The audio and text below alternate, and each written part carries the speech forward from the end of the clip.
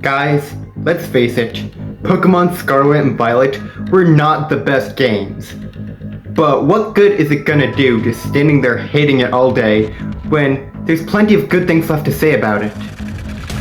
Pokémon Scarlet and Violet may have been glitchy and its Pokémon designs a little bit weird, but I'm sure if we do some searching, we could find the good in it. My name is Choco Cheerio, and that's exactly what we're going to be doing in this video. Because if you have watched my videos, you know that the Paldea region is not my favorite.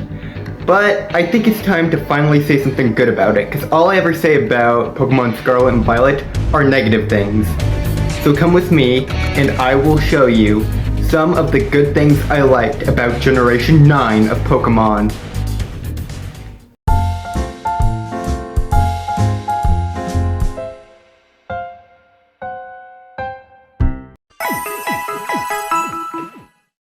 If Pokemon Scarlet and Violet gave us nothing else, at least it gave us good starter Pokemon, with good, fully evolved forms, with the exception of Quaquaval.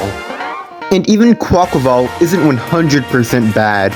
When I saw all the starters for the first time, I actually thought that they all looked pretty good. But I knew the one I was gonna choose from the moment I saw him. Out of all of them, Sprigatito is definitely the best. I usually pick the grass-type starter whenever I start up Pokemon games, and Sprigatito is a cat, and I'm definitely a cat person, so Sprigatito was definitely the best choice. And I also like Florigato and Meowscarada too. Cause you know, it never hurts to have another cat starter Pokemon that starts out on 4 legs and then gets 2 legs whenever it's fully evolved. And I don't know if you've noticed this before or not, but Skeledirge's nose is supposed to look like a model runway thing. Which I thought it was really clever of them to sneak that in there somehow. Not really sure why, but it was creative. Paradox Pokemon were like the Ultra Beasts of the Paldea region.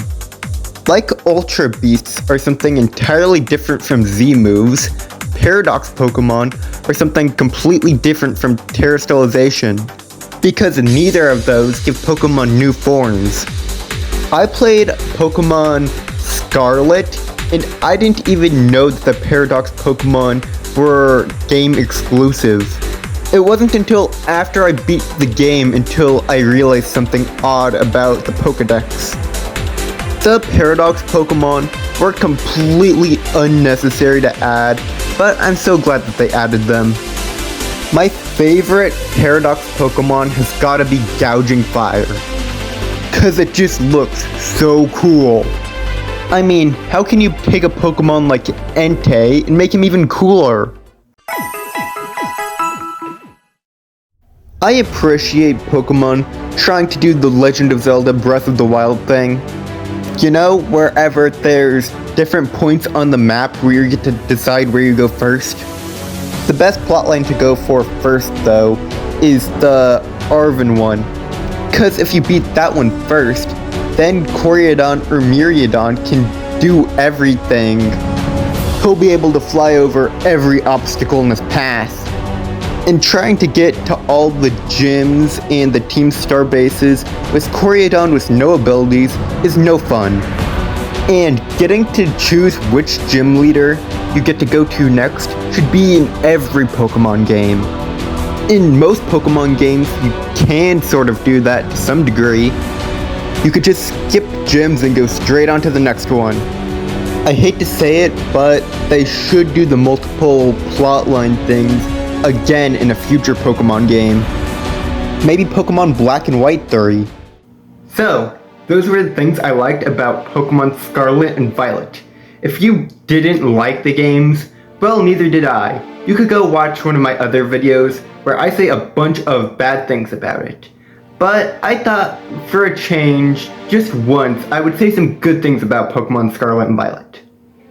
After all, Pokemon Scarlet and Violet could have been a lot worse.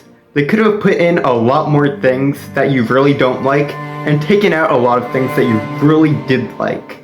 and I'm glad that they kept a lot of the things that I like. So what do you like about Pokemon Scarlet and Violet? Make sure you comment it down below, hit that like button and that subscribe button, and tell your friends, and I will see you guys in my next video.